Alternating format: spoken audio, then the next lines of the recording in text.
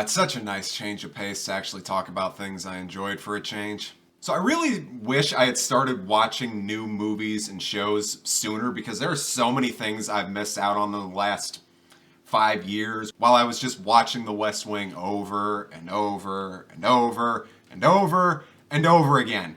Because while I've talked about two things that are absolutely awful on this channel before, today we're finally going to talk about something good. Thank God I finally get to talk about something good. And not only something good, something that I honestly think is probably the best movie I've seen out of the maybe 5 I'll honestly admit that I've seen so far. Hey, it's not my fault everything got canceled this year and I wouldn't have been able to get into a film festival if I tried. Sound of Metal is one of those films that just kind of came out of left field for me. I hadn't heard of it until I started seeing it get Oscar buzz for sound design of all things, which, yeah, it absolutely deserves. I don't think anyone can really argue that. In which it asks us to ponder what really is worth it in our lives and what we should and should not prioritize. Now, for those of you who haven't seen this movie, there is one very important thing to keep in mind. The sound design is used to further the story. It isn't just there for show or for technical aspects, it does serve its purpose. For every loud scene in this movie, there are 5 or more quiet ones that further the story and add to the narrative as we move along in the film. So we're introduced to Ruben, played by Riz Ahmed, a drummer in an indie metal band who will be the focus of this film. Right off the bat, things immediately take a turn for the worse. Ruben and his girlfriend / lead singer Lou set up before a gig when this happens.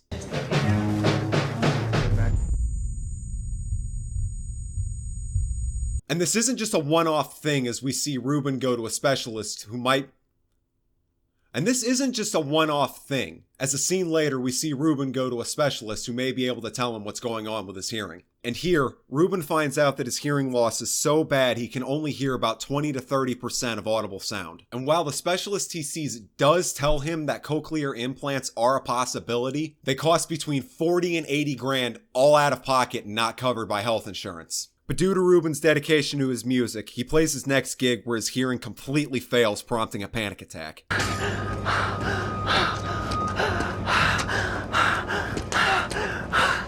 Which poses an interesting question to me. Is Ruben completely losing his hearing to follow his passion in music worth it in the long run? And somehow it manages to get worse. We find out that Ruben is a recovering addict and may be on the verge of slipping, scaring the ever-loving hell out of both Lou and his sponsor. Now, often in the mind of an addict, all it takes is one bad thing in your life to completely and totally fall off the wagon and back down the dark, spiraling hole that is substance abuse. Now, the good thing is there is a place where Ruben can potentially get some help. His sponsor finds him a deaf community that also deals with substance abuse, which can potentially kill 2 birds with one stone. One helping Ruben cope with his hearing loss and potentially keep him sober. And here, Ruben meets with Joe, a recovering alcoholic who started this deaf community, who by his own admission lost everything not because of his hearing loss, but because of his drinking. And as the case often goes with people suffering from addiction or substance abuse issues, Ruben immediately pushes off Joe's assumption that he is struggling and potentially is in need of help. And we also have Ruben note to Joe about how important these cochlear implants are to him. In Ruben's mind, without them, he is not going to be able to carry on a normal life, especially one involving music. One thing that I'm really glad that this film does is that it addresses how one can only get help if they so want to. It is not up to your friends, family, co-workers, whomever. The only person who can make that decision and have even a shot at having it stick is you. But due to the drastic and devastating turn of events, combined with Ruben's not wanting to get help, Ruben trashes their RV in a fit of rage and sheer desperation, prompting Lou to give Ruben an ultimatum. Either go, or I'm going. While I don't agree with giving somebody who is an addict and on a self-destructive path an ultimatum as it can cause more harm than good in the long run, it does produce results as this prompts Ruben to actually go seek help with Joe in this community. But the problem for Ruben here is he is now completely and totally cut off from the outside world. No phone, no traveling, and he has absolutely no idea what to do with himself because he doesn't want to be here. That is why making the decision for yourself and not letting others do it. But maybe it can actually work for Ruben. Who knows? Maybe even in spite of his not wanting to be here, he can learn to adapt and actually seek some help for himself. But the biggest problem is that Ruben begins to have almost an existential crisis, debating whether or not this group can actually help him and battling his own personal demons and trying to figure out whether or not he has a place in this world without his music. And a lot of this boils down to the fact that Ruben did not come here willingly, but he also has no real means of communicating with people in this community. He has absolutely no knowledge and background in sign language. So frankly, not knowing how to do that puts him in an extreme disadvantage in actually working through his problems with these people who can actually give him some help. And in order to help him learn sign language, Ruben joins various classes to help him learn and interact with people outside of the community. And in a scene that demonstrates Ruben's need to feel useful, he tries to fix part of the roof of the building to give him some sort of semblance of purpose in his life. And again, this is why him not going there on his own will is a problem. Instead of wanting and believing he needs to get help, Ruben is now stuck in a perpetual state of trying to make the world around him better instead of believing that he needs to make himself better. Hence, the roof. Ruben channels his anger and frustrations into fixing those things. Fortunately, Joe is able to pick up on this and gives Ruben time and a place to write down any thoughts that comes to his mind. But fortunately for Ruben and frankly everyone else involved, as he becomes more comfortable with the community and accepting of his own problems, he finds a way to communicate through music with one of his students after seeing a performance.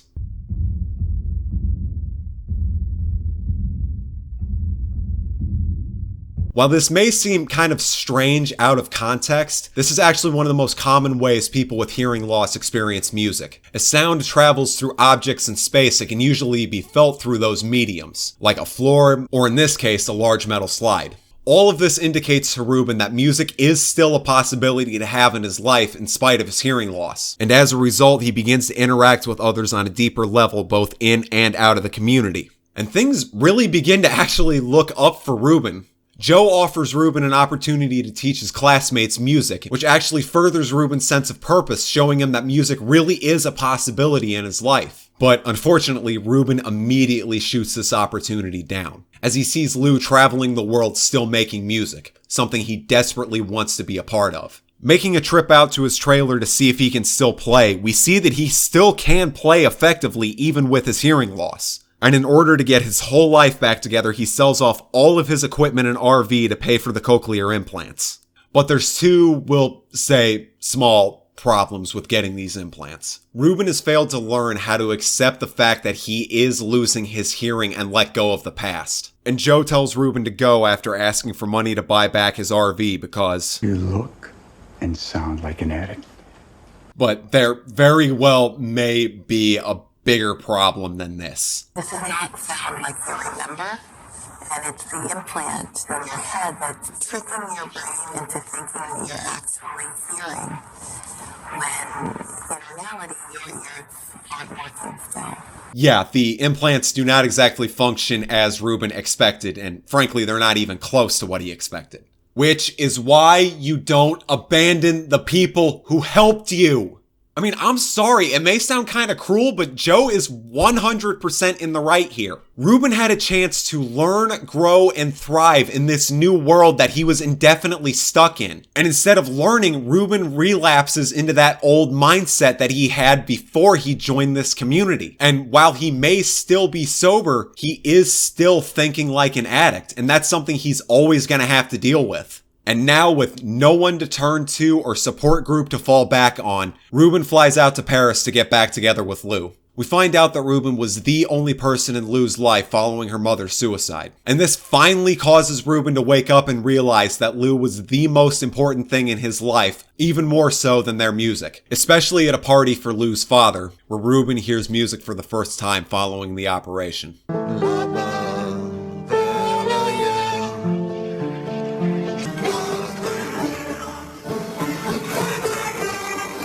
While there is a place in Ruben's life for music with these implants, it is never going to be the same for him. And this scene shows that it is not a possibility. And this furthers the notion of how important Lou is in his life, and he finally full on comes to grips with that. And this furthers the idea of just how important Lou is in Ruben's life.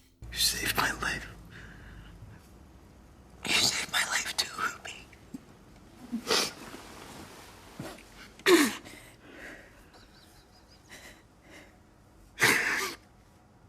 Finally coming to grips with this new reality, Ruben sets out to gather all of the sights and sounds of the city before finally making a crucial decision.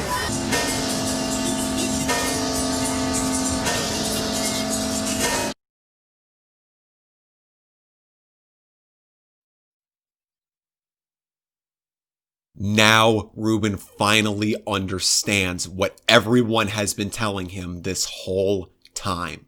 The world is just as beautiful of a place without sound as it is with, which, when you think about it, is almost beautiful in a way. Life in the world that we live in is so much bigger than we give it credit for. We're just floating around in space somewhere on a rock around the sun. And it's the people that we are with in our lives that make it worth living.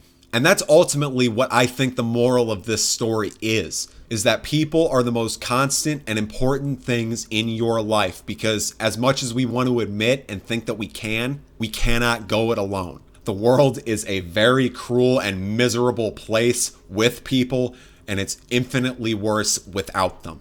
And this film asks its viewers to stop and think about what is important within one's life. What improves your quality of life, and what makes life worth living and getting up out of bed every day and facing whatever it has to offer.